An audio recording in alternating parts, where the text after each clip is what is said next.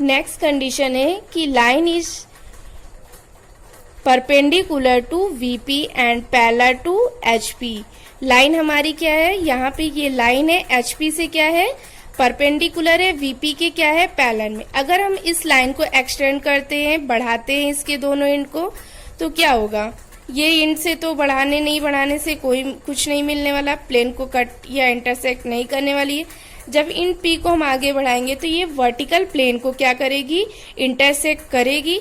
क्या इस लाइन को अगर हम स्ट्रेट बढ़ाते जाएंगे कभी ये हॉरिजॉन्टल प्लेन को इंटरसेक्ट करेगी, नहीं करेगी। तो मीन्स ये वर्टिकल प्लेन को इंटरसेक्ट करेगी, तो इसमें हमें क्या मिलेगा, वर्टिकल ट्रेस मिलेगा, हॉरिजॉन्टल ट्रेस नहीं मिलेगा। तो इसमें भी हमने जो लिखवाया था, तो इसमें हमें क्या है, वर्टिकल ट्रेस मिल रहा है और हॉरिजॉन्टल ट्रेस नहीं मिल रहा है। अब ये कैसे निकलेगा, सेम वही प्रोसेस है कि इसका प्रोजेक्शन जब हमारा क्या होगा, इसको हम एक्सटेंड करके ले जाएंगे, यहाँ तक एक्सटेंड करके ले जाइए, ये इस जगह पे कट कर रही है। अगर हम इस पॉइंट का नाम क्या दे दे, वी डैश दे दे इस पॉइंट का, क्योंकि वर्टिकल ट्रेस मिलेगा इसलिए हम वी के फॉर्म, इस पॉइंट का नाम हम वी डैश का दे दे। और अगर हम इसको यहाँ पे देखें तो ये वाला पॉइंट हमारा वी डैश जब हम ड्रा करेंगे, ये ड्रा करना तो सबको आता है, वी डैश हमें कहाँ मिलेगा, जहाँ पी डैश क्यू डैश है, वी डैश। अब वी डैश का प्रोजेक्शन हम रेफरेंस लाइन पे अगर गिरा देते हैं तो हमें क्या मिलेगा, वी। तो वी डैश से वी के बीच की दूरी क्या हो जाएगी, हमारी वर्टिकल ट्रेस को ही डिनोट करेगी। नेक्स्ट कंडीशन में आ जाइए।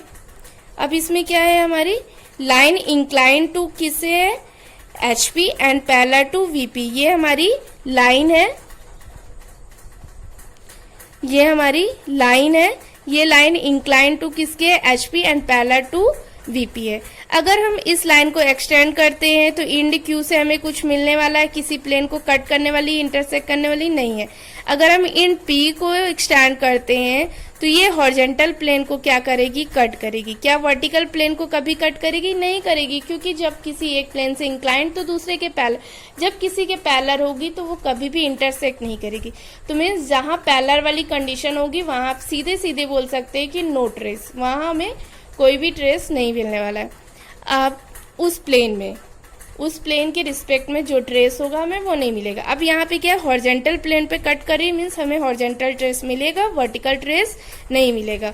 और अगर हम कंडीशन को भी देखते हैं कि line incline to HP and parallel to VP में, तो हमने हॉरिजॉन्टल ट्रेस मिलेगा और वर्टिकल ट्रेस नहीं मिलेगा, यही लिखा था। अब हमें वर्टिकल ट्रेस नहीं मिलेगा, हॉरिजॉन्टल ट्रेस मिलेगा, ये तो हम क्लियर कर लिए। अब हमें हॉरिजॉन्टल ट्रेस मालूम कैसे चलेगा, इसके लिए क्या करें, सबसे पहले इसको एक्सटेंड करके ले आए। अगर इसको एक्सटेंड करके ये ले आ रहे हैं, ये हॉरिजॉन्टल प्लेन पे यहाँ पे कट कर रही, तो हमें ये पॉइंट क्या मिल गया, एच मिल गया। अब उसके बाद क्या करना है, हमें इस एच से प्रोजेक्शन गिराना होता है, कहाँ पे, रेफरेंस लाइन पे। तो ये जो एच डैश एच वाली ही लाइन है, ये हमारा क्या बता रहा है, हॉरिजॉन्टल ट्रेस। अगर आप इस तरह के तो पिक्चरल व्यू बनाते नहीं हर क्वेश्चन का, इसमें देख लीजिए एक बार कि आप ये question P dash Q dash ये सारी चीजें बनाए रहेंगे, आपसे वो नॉर्मली आता है। तो आप क्या करेंगे, इस पी डैश क्यू डैश वाली लाइन को और एक्सटेंड करके ले आएंगे रेफरेंस लाइन तक।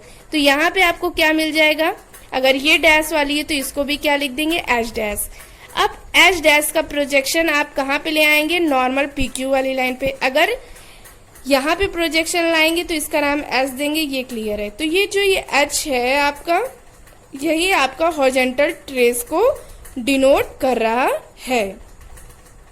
आई थिंक अब तक आप लोगों को क्लियर हो जाना चाहिए, सब में ट्रेस निकालने का मेथड सेम ही है। अगर नेक्स्ट हम लेके चल रहे हैं कि वीपी से क्या हो जा रहा है, परपेंडिकुलर हो जा रहा है और एचपी के पैरेलल है, वो लाइन हमारी कौन सी है, ये है। वीपी के क्या है, परपेंडिकुलर है, वीपी से इंक्लाइंड और एचपी से क्या है, पैरेलल है। अगर हम इसको देख रहे हैं तो इस लाइन को अगर हम एक्सटेंड करते हैं तो इस एंड से हमें कुछ नहीं मिलेगा, अगर इस एंड पे एक्सटेंड करेंगे तो कहीं ना कहीं ये क्या हो जाएगी, वर्टिकल प्लेन को कट करेगी। क्या ये कभी हॉरिजॉन्टल प्लेन को कट करेगी, नहीं करेगी। हॉरिजॉन्टल प्लेन को कट नहीं करेगी तो इसका मीनिंग क्लियर हो जाता है कि ये लाइन हमें हॉरिजॉन्टल ट्रेस नहीं देगी, सिर्फ वर्टिकल ट्रेस देगी। तो वैसे ही हम यहाँ पे कर रहे थे, अगर VP से इंक्लाइंड HP के पैरेलल थी तो हमें हॉरिजॉन्टल ट्रेस नहीं मिल रहा था और वर्टिकल ट्रेस मिल रहा था। वर्टिकल ट्रेस मिलेगा, पर कैसे मिलेगा?